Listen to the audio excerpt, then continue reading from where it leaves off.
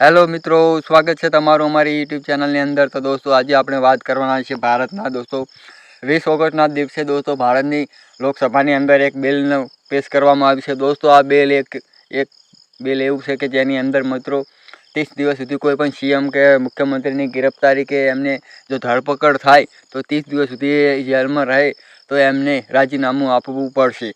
આમ દોસ્તો કારણ કે જેલમાં રહીને કોઈ પણ સત્તા ઉપર એને રહી ના શકાય, એના માટે દોસ્તો હવે આ બિલની એક અમિત શાહ દ્વારા પેશ કરવામાં આવી છે। આ બિલમાં એવું કહેવામાં આવે છે કોઈ પણ રાજ્યના સીએમ કે ગમે તે હોય એને જો 30 દિવસ સુધીની મુહલત હોય ત્યારબાદ તેને પદ છોડવું પડશે। આમ દોસ્તો બીજું બિલ આવી રહ્યું છે એ ઓનલાઈન ગેમિંગ દ્વારા। દોસ્તો ભારતના રેલવે મંત્રી અશ્વિની વૈષ્ણવ દોસ્તો એમના દ્વારા આ બિલ લાવવામાં આવ્યું છે દોસ્તો ઓનલાઈન ગેમ।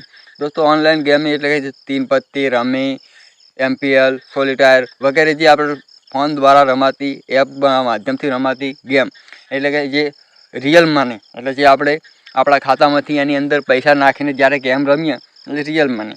એટલે આ ગેમમાં દોસ્તો સૌથી મોટો પ્રશ્ન એવો ઊભો થાય છે કે ઘણા લોકો સાથે આમાં ફ્રોડ પણ થઈ રહ્યા છે। એટલે દોસ્તો અશ્વિની વૈષ્ણવ દ્વારા ઈ સ્પોર્ટ કરીને જે પ્રોપર કહેવાય આપણે એક ઓથોરિટી જે મળે એટલે એના માટે એક ઓથોરિટી પણ તૈયાર કરવામાં આવી રહી છે।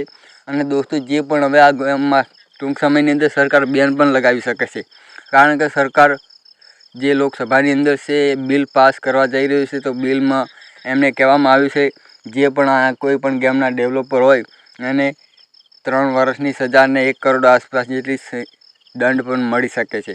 આમ દોસ્તો ડેવલપર હોય, કોઈ આના પ્રમોટર હોય, જે આપણો પ્રચારક કરતા હોય એ તમામ અને જે ઉપયોગ કરતા હોય એમને પણ સજા થઈ શકે છે।